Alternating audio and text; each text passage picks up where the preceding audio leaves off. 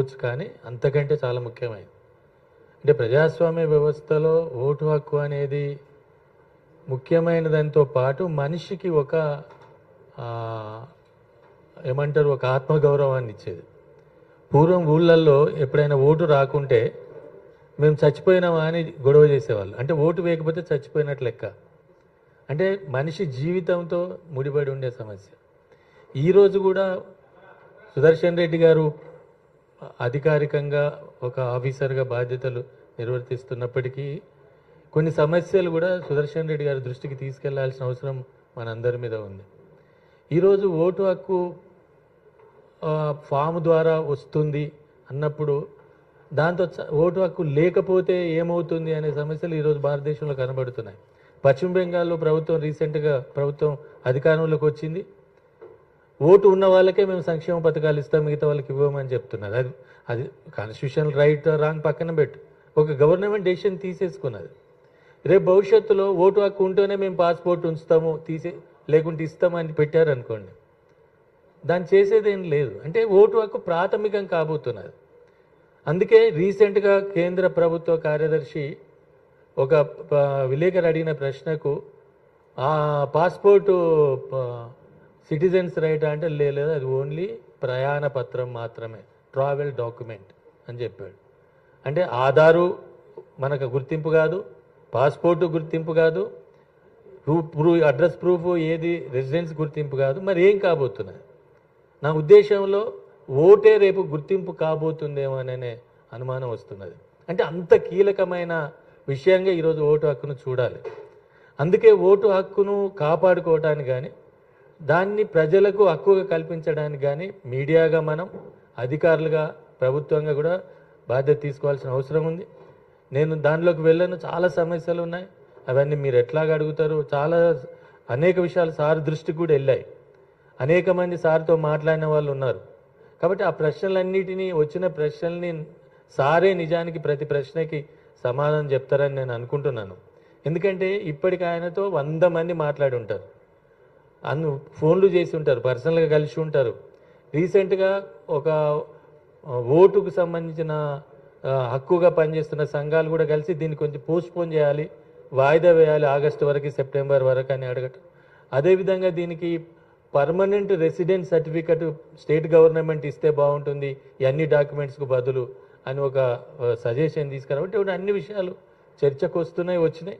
కాబట్టి నేను ఎక్కువ సమయం తీసుకోను, ఒకటే విషయం చెప్పదలుచుకున్నాను. మీ ద్వారా మనం ప్రజలకు చెప్పాల్సింది, భవిష్యత్తులో ఓటు హక్కు అనేది కీలకం కాబోతున్నది.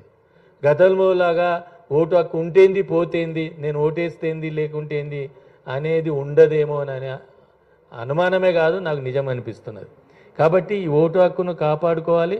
ఓటు హక్కు రావాల్సిన వాళ్ళందరికీ ఇవ్వడానికి కూడా ప్రభుత్వాలు సీరియస్గా ప్రయత్నం చేయాలి. ఎక్కడ కూడా మళ్ళీ దాంట్లో గందరగోళం చేయకూడదు. కాబట్టి ఈ సమావేశం, ఈరోజు ప్రెస్ క్లబ్ నిర్వహిస్తున్న సమావేశం నా దృష్టిలో చాలా కీలకమైన సమావేశం. నేను మీడియా ఛానల్స్కి, పత్రిక వారందరికీ నేను కోరుకునేది ఏంటంటే, దీన్ని యాజ్ ఇట్ ఈజ్గా ఎంత వీలైతే అంత ఎక్కువగా, ఎంత డీటెయిల్డ్గా ప్రతి ప్రశ్నకు జవాబుగా ఇచ్చి ప్రజల్ని ఎడ్యుకేట్ చేయాల్సిన అవసరం ఉంటుందని భావిస్తూ, సుదర్శన్ రెడ్డి గారు చాలా సీనియర్ అధికారి, అనేక విభాగాల్లో పనిచేశారు, అనేక అనుభవం ఉన్న వ్యక్తి. కాబట్టి అటువంటి వ్యక్తి ఈరోజు ఇక్కడ ఉండటం అనేది కూడా, అందరం గ్రామాల నుంచి వచ్చిన వాళ్ళమే, అందరం పల్లెల నుంచి వచ్చిన వాళ్ళమే, పల్లెల్లో ఉండే సమస్యలు అన్నీ ఉంటాయి. కాబట్టి అవన్నీ ఆయనకు తెలుసు, ఆయనను మాట్లాడాల్సిందిగా కోరుతున్నాను. Thank you sir.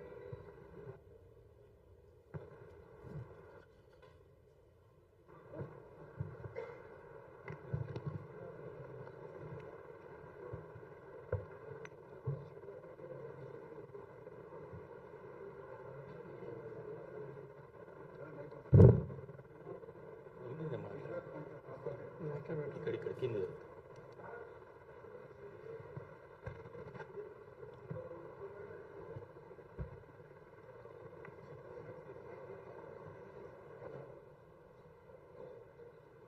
వేదిక మీద ఉన్న పత్రికా మిత్రుల గారికి,